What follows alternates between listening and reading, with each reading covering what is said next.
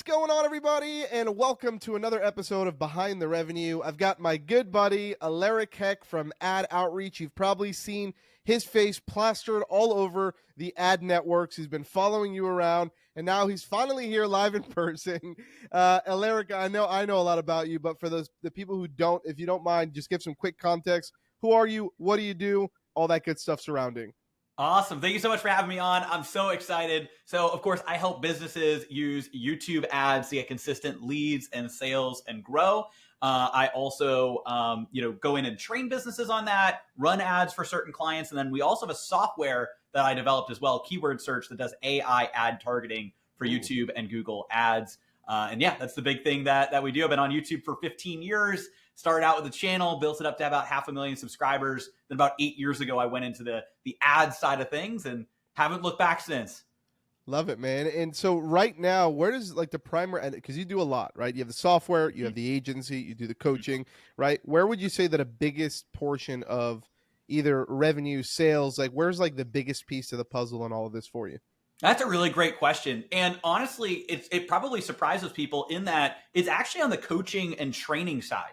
Because what I found is a lot of different businesses, they might have an internal marketer or media buyer, or maybe smaller businesses, the entrepreneur themselves, they're running ads, maybe they're running Facebook ads, and they're trying to figure out how to do YouTube because they know that there's an opportunity. Maybe they've seen some of my videos, some of my different trainings that I have out there. I've been beating the YouTube ads drum long before it was cool, and I remember people laughing at me and saying, "What? YouTube, you can get conversions on that."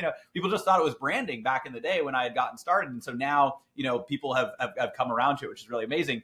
But what we've actually found is the biggest area is us coming in and training businesses on how to run YouTube ads. So that's the type of thing that we've done with a lot of different internal teams, is training their own media buyers, their own teams in YouTube ads. Even, the ClickFunnels team, we train, them in YouTube ads, and different people like originally like Cole Gordon's team and Procter Gallagher, so variety of different types of businesses will come in and we'll train their team on YouTube ads. And then that way they can really take it and run with it.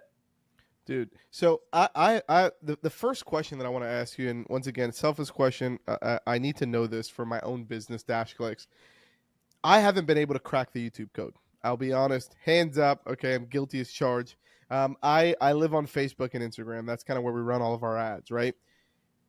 Like, how do you get ads to work on YouTube? Like, what is this? I know it's obviously a lot more of a complex question that I'm asking, but like for me, so I'll add some context and maybe add a little context to the question, right? For us, what we do is we do all of our cold traffic. Basically, we try to scoop up from Facebook and Instagram ads. So cold, just people who've never heard of DashClicks, right? And then we do the only ads that we're running on YouTube is a remarketing campaign. So people that have been to our website, basically, that didn't sign up and create their free DashClicks account, we'll hit them with remarketing. When a YouTube video pops up, they see us before the video. So add some context for people who are not familiar with YouTube ads, right? And we're not doing a big budget there. I'm talking about like maybe like $20 a day. Like it's nothing crazy, right? It's just purely remarketing. I think we've had like one video running for the past like year and a half. It's the same retargeting video, which is, it still converts, right? But like, what are you doing? What's the strategy? Like, how do I get new people who are interested in we target, I'm going to add even more context. I'll dig a little deeper, right?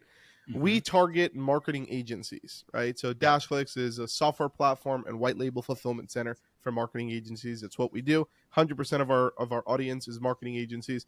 How do I get these marketing agencies who have never heard of DashClicks to see our ads and get into our world? What would you do if you were our YouTube advertising coach or specialist, right? What would you do? Yeah, great question. So what we really want to do is there's a couple big components. The first is the ad itself and how you structure the ad. And I'll walk you through all of that. And then the second is the targeting. And the targeting is also where a lot of people get things wrong, because there used to be more content targeting in the past where you target in front of specific videos or channels, or what we're called kind of placements, right? Yeah. And content targeting. Now it's all audience-based targeting. So building out an audience based on who that person is, that agency that's looking to use DashClicks, right? And so what we want to do is reach the right people at the right time with the right video. That's the key. And there's actually ways, even with the audience targeting, to target people based on intent. So actual searches that they've done. The reason I'm starting there, and then I'll get to the video, then I'll go back to targeting, just kind of like weave it all together, is because we got to understand who's actually going to see these ads. So what we want to do is define who is that agency owner that we want to get, DashClicks in front of. And so with that, we're going to build an audience on Google Ads, which runs all the YouTube ads inside of the Google Ads dashboard. What we want to do is we want to build an audience based on who that ideal person is, that agency owner. So what are they searching for on YouTube or on Google? Now, you can actually target people with YouTube ads based on people's Google searches. So maybe what they're looking up are questions around how to scale my marketing agency, how to, best, dashboard for agencies, right? Like as software for agencies. Maybe they're searching that, whether it be on YouTube or on Google. You could build something called competitors. Exactly, your competitors. So you can put in your competitors' names there. We're coming, people. We're coming. Exactly. So what you could do is you could put all of those in what's called a custom search intent audience. So essentially, you're building this out and you're targeting people with your YouTube ads based on people actually having recently searched for those different terms, whether it's kind of more general terms around how to scale their agency that your ideal person is going to be potentially asking, more specific about software, what's the best software for my agency, or maybe even go really high up the levels of awareness, you targeting specific competitors or other products that they might be looking for. And that's just one way to target people. That's the intent-based audience. You can also target. Yeah. I want to peel the onion back on this just a little bit more before we go down, because we're going to dive down a really deep rabbit hole here. I'm excited for this. Intent-based targeting. So like building this one audience that you were just talking about. So just from my understanding and for context, if somebody goes to google.com and they go to search for something, and let's say they're searching for white label Facebook ads as an example, right? Yeah. Even if they're not on YouTube today, if they go to YouTube 3 days later or 7 days later or 10 weeks later, if they search that one term on YouTube, obviously, because Google owns YouTube, obviously, in their database, they know that. And now the next time they go to YouTube, no matter what I'm assuming I use that specific targeting. Yeah, and then my ads targeting. Yep.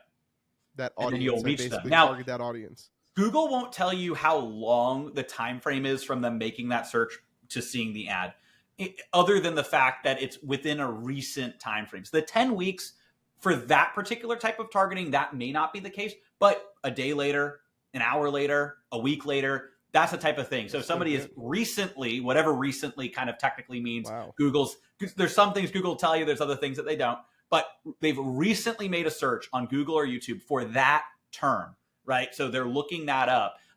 It might be a longer term, like what are the best, software for my agency that does X, Y, and Z, and then it pulls that little piece, right? So it's not necessarily an exact match keyword, it's a little bit more broad match. But essentially what you're doing is you're targeting people based on they have searched for this particular term or a very similar term on Google or YouTube, and I want to target them with ads as soon as possible. And then that's making sure that you're reaching the right people. Now, we talk about audiences, I'll get a little bit more granular here. I described 3 different types of buckets. I would do those as 3 different audiences. So I would do the more general agency, scale my agency, like a few different keywords into one audience group, right? Or that's just one audience. Now, when I say group, you can actually group these together because they're all kind of like audiences, but this is one individual audience. So essentially you're building, this audience group. And then inside of that, you have multiple audience segments, right? So these are the individual segments that you're targeting. So one could be people searching terms around agency scaling. The other could be people specifically looking up agency softwares. And there's a few different keywords inside that audience segment, inside this overall, audience, group, right? Then you could also target people who are looking up competitors. That could be a competitor audience segment. Again, all of these can be in one campaign, but you want to have them in separate segments because what you can do is you can check as the campaign runs which segment's performing the best. Yeah. So as an example, adding context here for everybody, in that competitor audience group that I build out, I can literally, let's say I have 5 competitors that are competitors of ours that have agency softwares or agency fulfillment or whatever the case is.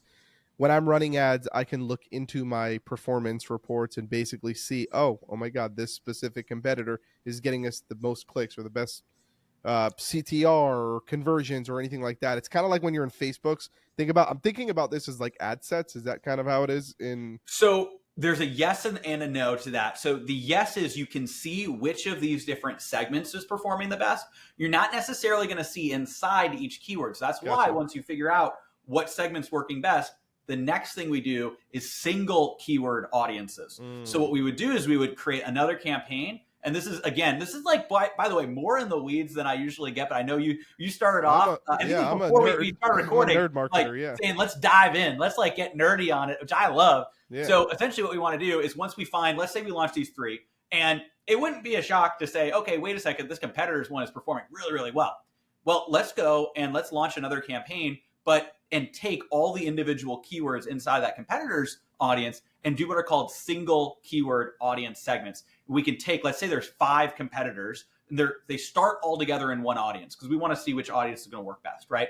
What you can do is you can then create a whole new campaign with a new audience group, and inside that group are 5 individual segments that just have that one keyword. You don't necessarily want to start there because it's almost like you want to cast a wider net, then narrow down, and then focus on what wins, right? So, gotcha. The competitors one is one where you could potentially start with single keyword audiences. But for other keywords, you don't know, what grouping is going to work a little bit better. And then once you hone in on that, then you can say, okay, let's actually extract these out and see which one's going to perform better. And can we give that a little extra scale? So, all right, let's take a quick break right here really quick. Yeah. So, because I'm going to jump into Facebook really quick, and then I'm going to come right back here because I want to compare the two. Right. So like I'll give you a perfect example. For Facebook, we have a strategy and a campaign that's been running on Facebook right now, fairly new, for about maybe 2 months, right? And basically what we're doing is we're building our own audience with basically we have 3 campaigns, cold, warm, hot, and then we have a remarketing campaign as well. So technically 4, right? And basically what we'll do is your good old general, a lot of video and engagement, a lot of videos and like trainings on top of funnel for like kind of like educating people, right? And then the hot campaign is essentially targeting people who watch 50% or more of those videos or liked or engaged in pages or clicked on our website or anything like that, right? And then going to the hot audience where it's like direct marketing, call to actions, like full blown, like, dude, you need this, click the link below, like attacking basically, right? And then obviously remarketing is people who have been to our website, didn't sign up, now we want to circle them back. So for us, like in each one of those, like in the cold bucket, I probably have like 15 to 20 ads rotating, just educating people on different things. Like for us, it's like why use a white label fulfillment company versus doing it in-house, right? One video. And I have like 20 different videos like that. So in YouTube, when you're setting up, like if you were to create like a structure like this in YouTube, right, where you're basically like kind of like building up your own audience, would you do a structure like that? Or would it be more direct since you kind of know what they're searching for already? The reason why, by the way, we do this structure is because to target marketing agencies on Facebook is very difficult because there's only like literally one, I think it's called advertising agencies. There's like one demographic that you can target aside from lookalike audiences or custom audiences that you can then turn into whatever, like, right, going down that path. So like for YouTube, how would I create a similar structure in YouTube, or am I just like straight up direct marketing people and going at them with a direct message and trying to get signups right off the get-go? Great question. And the answer is both strategies work. There's actually a specific strategy where you're getting people to engage with YouTube content. You're doing a cold, warm, hot audience strategy, which I'll actually explain in a second. That said, you don't necessarily need to do that. That's what's going to work better for lower levels of awareness, right? Yeah. But the people that have higher levels of awareness, one of the reasons you might need to do that on Facebook is, like you said, there's not as many targeting options. Yes. There are so many more targeting options on YouTube. Also, you're reaching people at the right time. So on Facebook, people could just be scrolling by. They're kind of interested. Yeah.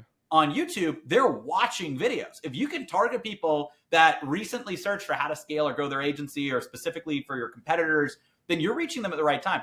By the way, you can even target people. There's something called URL audience targeting, where you could go in as URL audience affinity, essentially. What you can do is you can actually target people based on websites that they've been on. So you put all your competitors' websites in a list. Right? Yeah. So you put that in, and you put that into one of these custom audiences, And you're now targeting people that have been to those sites or similar sites. So essentially what you can do is go and actually target people that are going to your competitor sites. It's like sneaking in and installing your pixel on their site. And the thing is, this blows people's minds. They're like, well, how is that possible? Because they're used to Facebook. We got to remember, Google has so many more data points than Facebook does, because what does Google have? Google doesn't just have Google search and YouTube, right? Which is the things people usually think about. They also have Google Chrome, which has, massive adoption. Think about that. As well as Google Analytics and Gmail. So they see whose list you're signing up for. They have Google Analytics, right? Crazy. Google Analytics is installed on over 55% of all websites online. Jeez. They are tracking more than half the web. And by the way, those sites are also a lot of the main sites you're going to. So, again, it's like if you actually look up like popular sites, it's probably even higher percentage than that. And so what you can do is take advantage of that. And Google will literally let you target your competitors' traffic because it's on their platform. And so, the thing is you going out and doing that and knowing that. And that's why, this is such a powerful thing, is you can go in and target people based on that. You can also target complementary sites, right? So, another strategy, and actually we've found oftentimes this might even work better, is like if this, then that. If they have this software, they might be interested in this. Or if they go to this site, they might be interested in this, right? So, let's say there's, different funnel designers or webinar softwares or whatever it is. And you're like, okay, well, if they are using this, or maybe an agency, like maybe there's something else. And obviously you've got the agency software, but maybe there's something else that agencies are going to, another website that The mine's already going exactly. Right now, man. And then what you can do is build complementary sites, because one thing that is, and we've actually found, I'm spilling all the secrets right here. That's what we found is one of the best audiences, because remember, if you're targeting the competitors, they are in a decision-making framework. So those audiences are really good. And it's cool to like take, from the competitors. And it's kind of like a curve, right? It's like that's almost to the degree where they are even more sophisticated, where they are comparing different things. What we've found is that if you do a URL audience or you do a custom search audience for kind of complementary, whether it be software or websites or maybe news publications they might read, whatever it is, complementary sites, and you take that is going to be even like better. And one of the things we'll do is we'll target the URLs of masterminds. Like if I know people are at these different, like, let's say coaching or consulting or course masterminds, we work with a lot of expert-based businesses. Well, great. I can go and target people that have been to those websites. That's crazy. I know that they are a high caliber, entrepreneur that is, in these types of masterminds, that is my ideal client. And I can go and target them with my ads. And that is just a really, really powerful way to do it. You could do the same thing. You could target agency masterminds. You're spinning my wheels here right now. Like audience. Crazy. Yeah. It's pretty cool. Holy moly. All right. So hands down, Facebook can do way more targeting. YouTube can do way more targeting than Facebook. We get that, right? Mm-hmm. Now talk me through like the ad strategy, right? Because you can target great, but most people suck at creating ads, right? And then they don't get it to convert. I want to talk about the ad side, and then at the end, I want to bring it full circle. And I actually want to know, like, I'm sure you have, like, you've split tested, like, same campaign, same videos on 2 different platforms, and like, what are you seeing, like, the conversion rates like? Like, are you seeing where like YouTube is just absolutely like crushing it, like 50% cheaper, better quality leads? Like, I'm just curious. We'll get to that towards the end. But let's talk about the ads thing really quick. So what's like the secret sauce to creating converting ads? So I will walk you through the baseline funnel that we have found just works the best. There is another funnel that you alluded to, which is kind of like the more warm people up. That is later. And with where you're at, I think that can be an additional strategy you can do, because you're also trying to reach like potentially colder markets. But before you even do that, I would do a direct funnel. Can I say one thing really quick? Yeah. One thing really quick. By the way, to add to what you're saying, like that strategy that we're doing, we're warming people up. We've been running it for 2 months, and we found that it's a way longer sales cycle for us. Mm-hmm. And now we're basically, I think we're launching it today or tomorrow. We're launching our low ticket $27 like liquidation funnel, basically, right, to get people in and then sell them stuff on the back end. So just to add some context, maybe that's something that we can do on YouTube.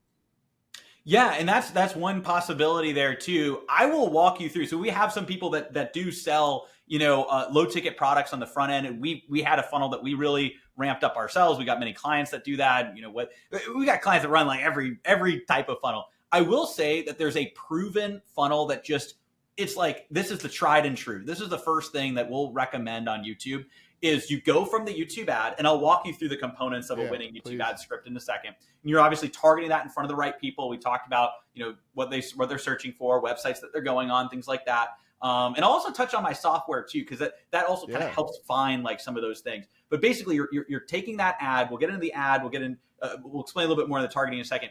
But that's or we kind of did that already. But I'll talk a little bit about the software. But basically, you're getting that ad in front of the right people. Now what we're doing is we're sending them. It's more of a direct ad. So actually, this is a good opportunity to talk about the ad. So it's hook, educate, call to action. You want to draw people in, capture their attention, provide value. This is the biggest thing people miss out, is providing value on the ad. It's very different than Facebook. Facebook, the goal is to stop the scroll, get them interested, get them to click. And then what does the heavy lifting? Usually the sales page, the next page you send people to. That's also why sending, and you've got a good idea here, sending people to like a $27 on Facebook, that works well because that feeds into the Facebook mentality of scroll. Oh, that looks interesting. Here's a sales page. Scroll. Okay, that's interesting. Buy now, impulse buy $27. Because that's what people do. It's like that's an element there. Whereas on YouTube, what are people doing on YouTube? They're consuming content. They're looking to learn. They're looking to grow. And so if we just have a quick video that gets them to click a link to potentially buy something, it's not always going to be the best next step. No, it can be. You can do, again, I'm just explaining kind of the macro trends. Yeah. But basically what we found works best is to go from the ad, and I'll walk through kind of the components of the ad in a second here. It's kind of started to the hook, educate, call to action. The ad leads people to a very simple opt-in. Simpler, the better. We had a client that came to us, and before working with us, they had this really long opt-in, and they were getting like 7%, conversions, and it was just like no, you gotta get this up. They literally got to 52% conversions by basically taking away everything. Now, by the way, this is at a smaller scale, so it's we'll see where that. But this just happened like 2 weeks ago. They hopped on the call, like I did everything, and now it's like. And when you say take away everything and super simple, are you talking about like name and email, nothing else on the page? Is title, name, and email. Yep, title, name, email.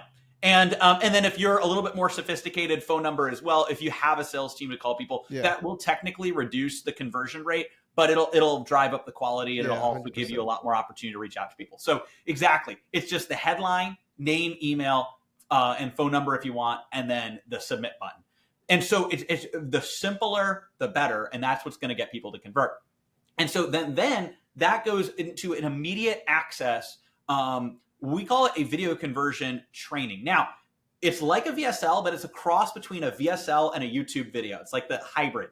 So in that, it's driving to an outcome, usually to book a call, book a demo, get a free trial, or purchase a product or course or whatever that next step is, right? But it's driving to an outcome, but it feels like an educational YouTube video. So it's about 15, 20 minutes long.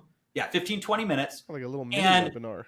Exactly. So, and you're also talking to the camera. You're going through a flow of rehooking them at the beginning. You're treating it like a YouTube video. You're then establishing credibility. Then you're actually going to be, demonstrating and providing value. You're going to educate them a little bit. Then you're going to, start showing what's possible. So testimonials, case studies. Then you're going to lead to the call to action. Then you're going to reinforce the call to action and have some subsequent call to actions as well. And that's basically how it works. It's like a cross between a VSL and a YouTube video combined inside of that funnel.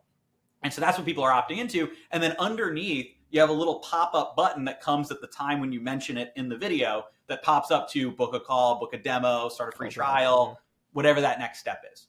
right? And so that's what we want to take people through, is on that journey to get them to take action. And so we found that this funnel, it converts really well because you're targeting people that have intent. You're now hitting them with the hook, educate, call to action. You're drawing them in. You want to split test different hooks. So usually we'll recommend 3 to 6 different hooks you want to test. The educate section, there's kind of 2 main strategies for this. You either want to teach on one thing and give like an aha moment, or you want to hit a few, key points, a few key things they need to know, maybe some misconceptions, things they might be doing wrong, things they could do better, maybe little cool features of the software, whatever it happens to be. Especially when it's software, what you can do is you can do a little bit of a mini demo of some of the big aha features. And then you get the call to action at the end. You got to make it very simple. You could sign up here and I'm going to show you exactly how this works, how this can, change your agency and help your agency grow and scale, right? And so hook, educate, call to action, usually about a 3-minute long video, 15 to 30 second hook, 1 to 2 minutes to educate. That's what people get wrong. It's like, you got to have the educate section. And then usually like a 30-second call to action. All of that's together in that ad. And then that leads them to that opt-in page that then goes to the training video. What are you seeing? Because we've done tons of similar format to a webinar, right? We've done a lot of webinars where we'll drive traffic, and usually the conversion costs are between $5 and $10 on Facebook. That's kind of where we see them floating around, right? What are you seeing on the YouTube space? Great question. So what we usually will see, and this has kind of evolved over time. So earlier on, we were seeing lower cost leads and higher quality and better conversion / ROAS on YouTube. Now we are at a spot where, again, I always want to, be transparent. Here's exactly what we're seeing. We're at a spot where we're seeing similar or even slightly more expensive initial conversions. However, the intent and the actual quality of the leads is far higher. I mean, how often? That's the biggest thing. That's where I'd pay double I'd pay double or even triple for a lead that's better quality, because I tell you, I see it all the time. I remember, I'll give you a little story here to kind of back this data up. We ran a challenge, which was a funnel freedom challenge, which I think you were actually part of, if I'm not mistaken. You were one of the speakers on the challenge. Yeah, there were like 20 speakers on the challenge. And we ran Facebook ads. We had probably about, I don't know, like 1,500 people sign up their Facebook ads, and then another couple hundred people sign up through just us, email blasting our lists and stuff like that, right? But so we did all of that, right? And then we did the challenge, and the challenge was cool. We had a good conversion rate, all that stuff, right? And then after the challenge, we tried to evergreen it. We tried to treat it as like a webinar, right? Where we drove, an ad very similar, like ad. We sent them to a landing page, which was the registration page. They would register for it, and they would instantly go into Challenge Fuel, which was like, it was instant. They'd be right in the challenge day one, right? Live. They're in there within seconds, right? There's like not worrying about like show up rates and all that stuff. So we did that, and then I was like, dude, we're not converting. Something is off here, right? And I ended up calling. I was like, you know what? Screw it. I'm just going to call like 50 of these people, and I want to like see who they are, right? Because it's so hard to tell when you're getting leads. Like, you just see emails. You don't know who these people are, what they do, what their intent was, right? What I realized was almost every single person that signed up was basically a person in like the biz op space, where they had no business, they had no clue about anything, they had no money to spend. They were looking for an opportunity to like start their own. And it was like, we're targeting wrong. Like, it was a targeting, like we're not targeting the right people, or either that, or Facebook is giving us like really low quality leads. We're getting really crappy leads on Facebook. So that's why I told you, like, dude, I would have paid double for those leads, because when we did the live version, and then I went back, by the way, and I was like, well, we converted really good when we did the live version, which is strange because we targeted the same people when we were doing the signups. And then I went back and I saw that like 90% of the people who bought were people who already knew about DashClicks. They were already in our world. It came from our email blasts and stuff like that. It was people that were users of DashClicks, right? It wasn't from the cold audience, right? So you're saying that what you're seeing right now, basically, your lead cost is either fluctuating the same or maybe even a little bit more on YouTube, but the quality of the lead and the intent of the lead is way better. And I'm assuming it's because the targeting is 10 times better, because you're connecting your product with somebody who really might be at the breaking point of like whipping their credit card and making that purchase right there on the spot. They have the intent to actually make a purchase versus not, seeing what their friends were doing for dinner yesterday, right? And scrolling through Facebook. Exactly. You're getting the targeting based on what Wow. people are actually searching for, websites they're going on, the fact that this is an agency. There's also targeting where you can just do in-market audiences or affinity audiences. Now, that's a little bit more broad, but you could target people with specific keywords like marketing agency, and you reach all the people that Google knows potentially has an agency. That was hard What you want to do. Exactly. That's pretty powerful too. It's like, it's kind of like, why doesn't Facebook and other platforms let you do that? It's crazy. But here's another thing. This is going to blow your mind. I think actually you might have seen me talk about it when I did the challenge, but household income targeting on Google is far more accurate than, so Facebook has kind of like, it's like a fake household income target. It's like zip code. It's like basically you can reach the top percentage of zip codes. It's just like, all right, well, I'm just reaching like everybody in like a random zip code in California or in a big city or wherever it is. That's different than what Google does is they look to determine household income. And it's like scarily accurate. So what you can do is target top 10%, 20%, 30%, usually for a higher end thing, I would say at least like 30%. But you can really even go all the way up to top 10% household income. Of that audience, of that specific, you layer that in? Of the audience, you layer it. And here's the thing is like, how is Google getting all that information? Well, they're doing it based on the individual. So it's not zip codes, based on the individual. Remember, they have Gmail. There's a reason Gmail is free. It costs them billions of dollars. They're getting all your receipts. They know what you're spending. They know what you're doing. They also see all the conversion data of any site that has Google Analytics or Google Ads set up. So they know what you're buying. So they have all this information. They know what operating system you're using. All of these things go together to help understand and build a profile. Is this person potentially in a top income bracket? Now, is it perfect? No, I'm not going to say it's perfect, but it's really good. Especially that top 10% is what we found. So if we layer top 10% with some of these things about either them being a marketing agency or looking up agency-based keywords or going to your competitors or complementary sites, now we're starting to build a real profile here. And then we're reaching them on video with a YouTube ad that's not the same as stopping like the scroll. They're actually seeing you, hearing you. They need to watch the first 5 seconds before they can skip.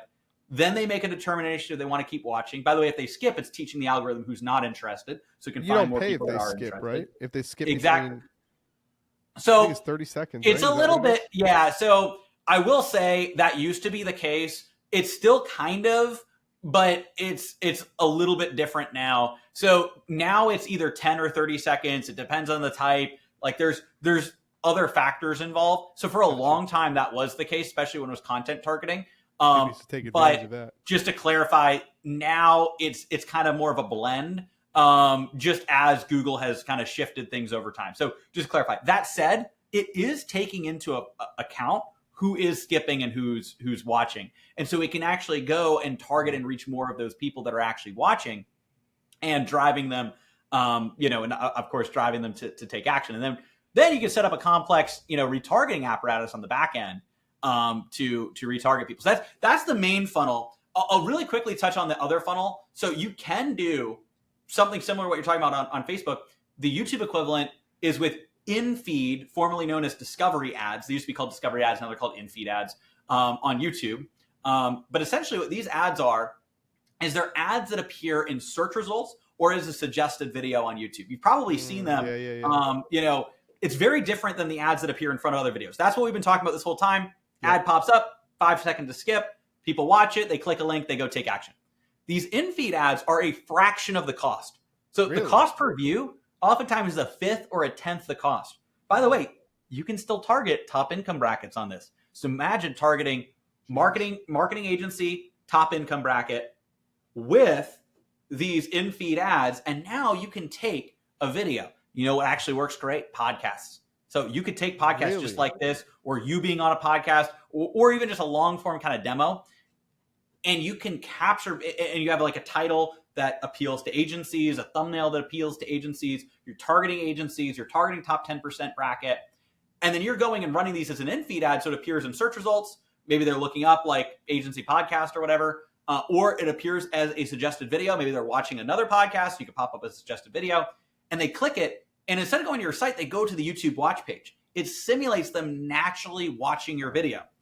Then they can watch that video They can like it, they can comment, they can interact, they can subscribe, they can click the links in the description.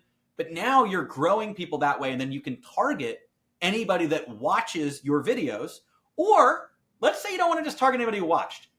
You could target people that like the video or people who subscribe to your channel, showing more intent, with a retargeting ad to send people, further down the funnel. Ultimately, we do recommend for a lot of our bigger clients to set this up. That said, like you're saying, it can take a longer time. It's a longer cycle. Yeah, you're warming so up that this audience. is warming people up. This is usually a strategy we tap into once people have really scaled their main funnel. And now they're at a point where they want, okay, I want to reach more people. I want to start warming more people up, in addition to tapping into the 3 to 5% of people that are always kind of ready to buy, ready to go. So I have another question. I like to do this. I've done this with a couple of the ads guys that have come on with us, more so on the Facebook side. So this will be a fun one. I like to do what's called like a funnel breakdown, where we can go through maybe one of the funnels that you have, and we can talk all the way about like conversion, like lead opt-in costs, to getting somebody to either opt in or make a sale, to average order value through your funnel, to like all of these fun things, and just how big, like the whole strategy, so people can take this and look at a 10,000 foot view. Now, I think at one point I bought something from you. I don't know what it was. It was a YouTube ads training. It was one of your lower ticket offers for sure. It was like under $100, I think, right? What was that called? What was that funnel that I went? The masterclass. So I can walk you through the masterclass. Walk me through that, because I personally went through that funnel, right? So it would be cool to see like the behind the scenes of it. So like, what was the whole strategy behind that funnel, and like what were like the conversion costs and all that stuff in between?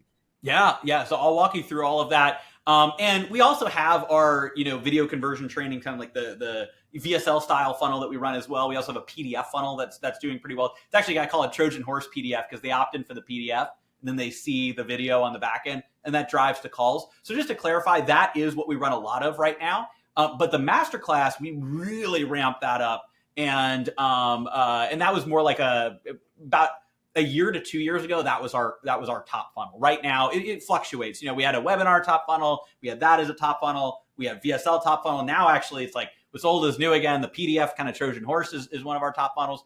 Do you usually run like one funnel at a time and then just scale that up? Or your just main focus is just one funnel, or sometimes do you run? We have multiple funnels, but we'll usually see which one's performing the best and then really ramp that up. Gotcha. It's a combination. It's like you want to have multiple funnels, but if you have one that's significantly outperforming, you scale it. The other thing though too is I think that as you get to higher levels of spend, and you're spending, like millions of dollars, right? Which is obviously like what we, and people and when you're targeting kind of a certain group, like with us, it's a lot of coaching, consulting, expert businesses. For you, it's a lot of agencies, right? As you get to a certain point, you kind of need to shift strategy a little bit to keep it fresh, because at a certain point, your costs are going to go a little bit up, because there's a macro effect of diminishing returns. There's always more people you can reach, but there's kind of like, it's like a promotion, right? It's like you want to go where things are really working, double down on it, but you want to work on what's next, right? And so hopefully that explains, especially when you're operating at like higher levels of spend. But with our masterclass, that's an easy one to break down, because that was like our paid funnel that we really ramped up. Essentially, it worked with a YouTube ad that drove people to a page, long form page with a video that sold our $47 YouTube ads masterclass. And that masterclass, which was great, by the way. Oh, thank you. I appreciate it. Oh, thank you. I appreciate that. Yeah. And so it was like a 3-hour long masterclass. I dove into like everything, like walked them through. And essentially, like, I wanted to provide massive amounts of value. And at the end, it actually led people to booking a strategy call, complimentary strategy call. And then ultimately, we want to enroll people into our full, training program. Some people might be a fit for us to run their ads, but, usually like the training program is kind of the next like thing. And so essentially, it's $47. It fluctuated over that period of time. The average was around $125 AOV, because we actually had a pretty good, we had a bunch of, you probably remember, a bunch of like upsells. So we had an immediate bump, and we had, we're actually retooling another thing. So by the way, the reason I'm talking past tense is we're not actively running that particular funnel. There's other funnels that we're still running. We're building out a new low ticket that we're going to launch and scale. We kind of sunsetted that one like last summer-ish was I think when we did that. So anyways, just to clarify why I'm talking about Sure. So we had a $37 bump, and we split tested this. And so we wanted to see like what's the maximum we can have with a bump with around an 80% take rate, and it fluctuated depending on the because there was a few different clones of the funnel based on like what we were targeting. So some was a little bit lower, some was a little bit higher, but in that like 70 to 85%. But the average was around 80% take rate on that. And the reason I know that is we split tested a bunch of different things, like how high could we get it, how low. A lot of people might have a 27 on a 47. We also split tested the 47 versus other costs, and 47 was the best. Yes, more people buy it at 27, but the economics work better at 47. 97, for whatever reason, is to get closer to $100, drops off. So it was basically 47 plus 37, and the vast majority of people do that. To such a degree, too, if people didn't buy the $37 upsell, we knew that like that's not really a lead we even want to like call. Wow. Because it's like, well, why would you not buy that upsell? So the upsell had like 7 additional trainings, and so it had our omnipresent retargeting training, it had our YouTube ad script writing. Actually, no, that was a separate one. Omnipresent retargeting training. It had our the in-feed ads training. So how to grow your YouTube channel with ads and how to kind of do those buckets. So basically there was like 7 different trainings, kind of listed all the different trainings. So add 7 trainings for $37. They just bought one big masterclass, add 7 trainings. So basically everybody did it. So 47, just to break down context for everybody. So as you land on the landing page, there's a $47 core product. And then as you're checking out, there's a $37 little order bump that you tick it off and it just adds it onto the total, right? Yep, before checkout. And so exactly. Yeah. So then people would see that total, that kind of total cost, basically amazing, added up there. It was like 80, $4, whatever it was. Like, so 70, 80% of the people would take the bump. And then when they purchased, you would bring them to an OTO page? Yes. So then the next OTO page, and again, we split tested this numerous times. The next OTO page was for our $297 YouTube ad, like kind of script writing, process. So we would basically walk them through like, here's all of our scripts, here's our whole process, here's how that works. So we would take people then to a 297. I don't remember exactly what the take rate was. It was higher than 20%, less than, it's like between 20 and 30%, somewhere in that range. So we'd have a good number of people take that. And that was basically, it's like, hey, we're going to show you everything you need to know about your ad. But if you want to know exactly how to script it, if you want to have like the exact templates that we use, here's exactly how to script it, then you can go ahead and buy this for $297. Wow. Then after that, we did go to another. People are always ashamed sometimes with the OTO stuff, and I'll just tell you a really quick funny story. I had Jason Wojo on, who runs a lot of low ticket stuff, and I remember I was telling him, I was like, dude, I bought one of your low ticket products because I love funnel hacking. I just pay people and go through it because I like the strategy. I'm a nerd like that, and I was like, dude, you had like 6 OTOs in your funnel. And then on top of that, if I didn't buy the OTO, you had downsells. I was like 13 pages deep inside of your funnel. It was nuts. And he's like, yeah, but it works and it brings my average order value up. And those are the economics that I need to make my funnel work. So like people sometimes are so scared to add these one-time offers. In every single one of my funnels, at minimum, we have at least 1 order bump and 2 OTOs minimum, or we will not build the funnel. Every single one of our funnels have it. Right, for our lower ticket funnels. So go ahead. So you had your second OTO page, and what was on that page? Yeah, so the second OTO, that was the one that we swapped out several times. So everything up until that point was like 100% tried and proven and worked really, really well. The kind of last like OTO that we had there, and we had a downsell on both of these OTOs too. So the 297, the offer was to split it into 3 equal payments of $99 with no interest. And we had a relatively high take rate on that too. And then we tested a few different things. So at one point we had, so then from there, ultimately we kind of landed on our software, which actually I'll get to in a second, which is kind of like between 97 and like 297 a month. Free trial there? Is that what you mean? Yeah, so that would be like going into like a free trial and like just Yeah, kind of that's leading what we people do in for that DashClicks. direction. But we had an omnipresent retargeting training for $497. That was, I think, the longest. So we would have like more in-depth omnipresent retargeting, and that did well.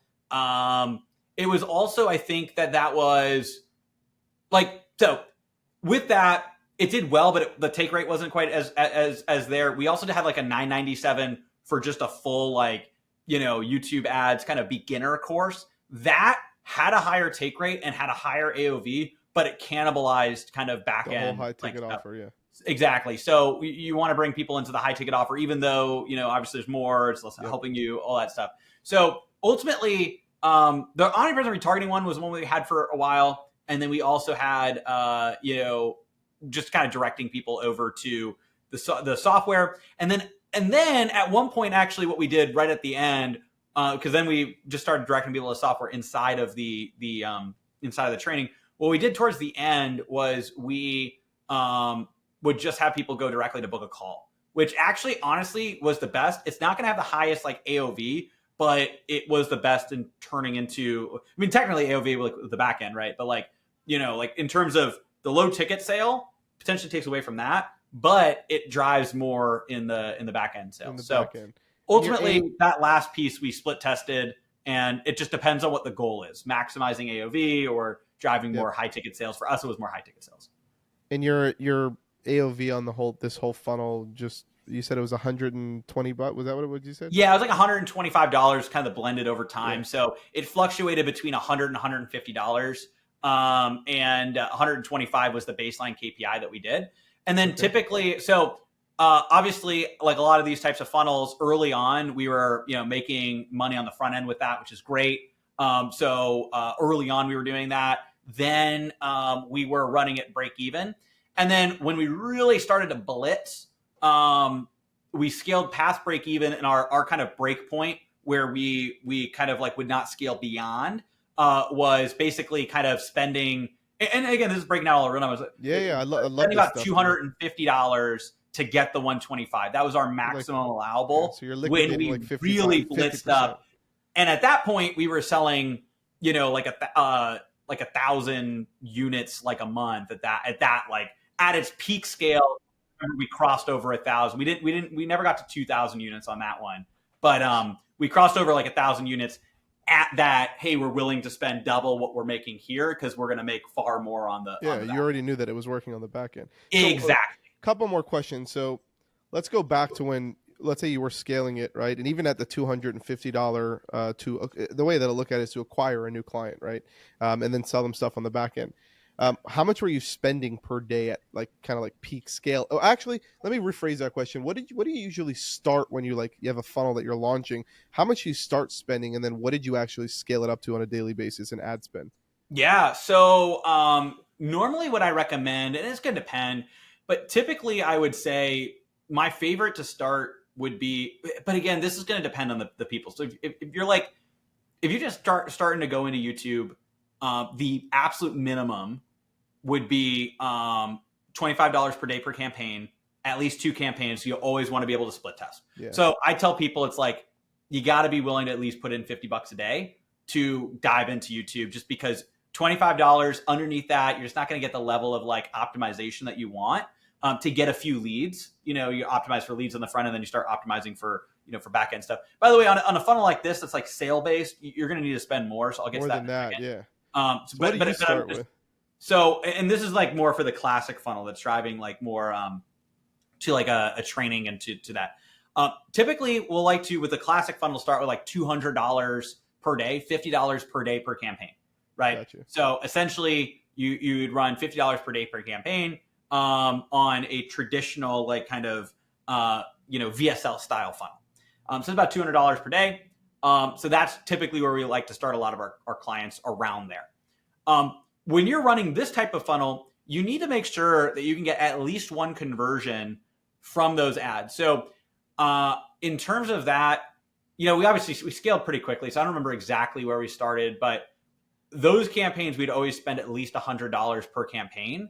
And like when you scale them is when it would get higher to that. but it wasn't necessarily like it was 250 from the beginning. I think that what we were doing is we always would start the campaign with around like looking for like an earlier 2x, but then as you scale it, that's when we're like, okay, this audience is working. We're going to scale this. So it's like the opposite. So it's like we initially, we might want to spend, $50, $75, let's say, $75 to get like $125, AOV. But then there's only so much you can scale that before it starts like, oh, okay, now it's like kind of it's getting more expensive, It's like, all right, is this an audience that's converting on the back end? It is. Well, let's keep scaling this to get it to such a spot where, this is getting into kind of nuance of like hyperscaling. So with those, you asked the earlier question, how much did we scale up? Like with that, the peak month on that was like a little like 400,000 in ads, but that included some of the other funnels and stuff. So probably like 300 on that. That's great, man. And then in that like 1,000 to 1,500 like unit, like I talked about, like in that kind of at that peak level. But again, it's hard to maintain that level of spend in a market for an extended period of time. However, what you want to do is you want to test different things. I have found that these low ticket products, probably similar to challenges and other things, have a faster lifespan than trainings, VSLs, or PDFs. And I think the reason for that is there's just a much lower barrier for people to say, yes, I'm going to sign up for that. There's always new pockets you can reach. Whereas products, one of the things that makes them great is speaking specifically to an ideal client and then capturing as many buyers as possible.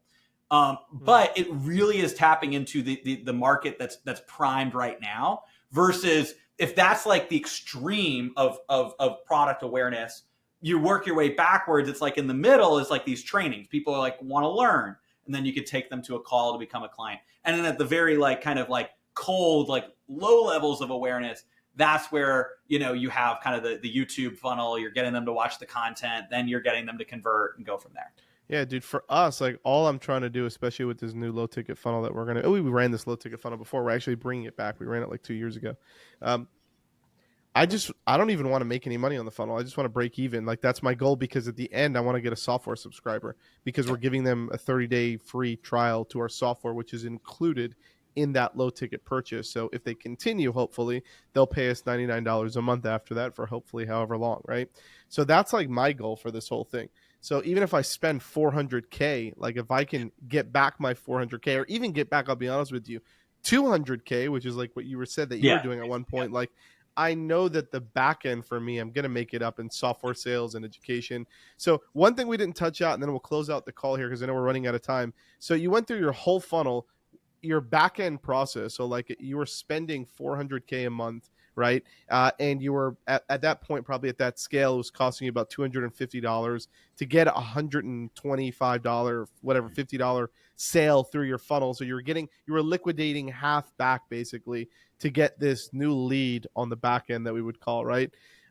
What were you selling? What were you selling on the back end, and how did those numbers kind of make it allow you to lose 50% of your ad spend to make it up on the back end? So selling a high end, coaching and implementation of YouTube ads. So, since then we've added more with kind of our fractional media buyer offer where we run ads for clients. At the time, we really focused just on training and education. Now we have kind of a range, and we have our software too. So we got kind of more of a suite now. At the time it was mostly the training process, but it wasn't just teaching. It was also like helping them set it up. So we would write YouTube ad scripts for our clients. We would then go and help them set up their campaigns, show them how it works, help them optimize and scale, and empower them to learn and do it, but having us there to help them set it all up, write the scripts, help them make sure their funnel's set up the right way. It's basically a full overall, process to help them get consistent leads and sales, especially targeting, coaching and consulting, type businesses and expert-based businesses.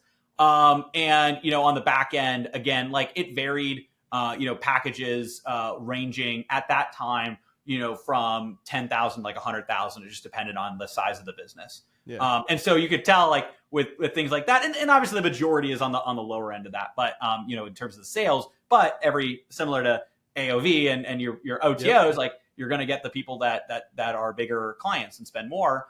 And so all of that made up for like more than made up for, any amount that we were spending. So essentially it's like you've got your gross spend and then you've got your net spend, and you look at the net spend. Got you. Yeah. And do you take on, are you taking on clients right now for your agency side? Do you take on clients, or is so we do, when we have spots open right now, we do have a few spots open. I think we have like 3 open right now. What we do with that is we have a fractional media buyer where we, instead of the traditional agency model, right, with the account manager and a lot of different media buyers, which I know there's a lot of agencies on here, which is great. It's a tried and true model. What we do is we'll train businesses. We also train, different agencies in the past. What we want to do is something different. So we take a top media buyer for YouTube ads, and we want to work with companies that are specifically interested in YouTube ads, and they only work with, a certain number of clients, like up to 8 clients, and then they can go and run and be the fractional media buyer for our clients to run their YouTube ads. So we have a very high touch, high caliber YouTube ads offer. I'm not looking to be like an everything agency. There's probably a lot of listeners right now that that's what you do, which is awesome. And there's a need for that, and a lot of people need that. What we want to do is work with businesses that are like, hey, I need YouTube ads and I want the top person. And it's like, I don't run it for people anymore, but the next best thing is one of my top people and having them be a fractional person, right? So, it's the next best thing to me personally, having done it, is like one of my top people running those ads for clients. Dude. All right, I love it. I know we went over. It was worth it. I don't care. I took your time. Guys, Aleric, if somebody wants to get in touch with you or grab any, maybe your courses and stuff like that, where's the best place to reach out? Yeah, absolutely. So I've got a gift for everybody who is listening and watching. Yes. You can go to adoutreach.com/gift to get my 19-page YouTube ad strategy PDF, walks you through step-by-step how this works. You can go to adoutreach.com, adoutreach.com/gift, adoutreach.com/gift. You can get the full YouTube ad strategy PDF. You can also follow me on YouTube, of course. I'm also on every major social media platform, but YouTube, I post a lot of content every single week, providing value on YouTube ads. And my software, we didn't get to dive into that as much, but does AI ad targeting for YouTube and Google ads. Is especially relevant for agencies. So, there's an agency plan coming out soon. You can go to keywordsearch.com. It's literally just like it sounds, keywordsearch.com, and get a 5-day free trial. Love it, man. Thank you so much. Appreciate you, brother. And I'm sure we'll have you back soon. We'll have another episode talking all about your software. We'll have some fun, Thank you man. So much. Thank you so much. Have a good one. You too. Hey, do you want more of the Behind the Revenue podcast? Look, join our private Facebook group where marketing agencies from all over the world are sharing strategies, network, and scale their businesses together. Visit facebook.com/groups/DashClicks to get instant access. And also, if this podcast helped you in any way, please do me a favor, share it with friends, leave us a review on iTunes or Spotify. That really helps build our community.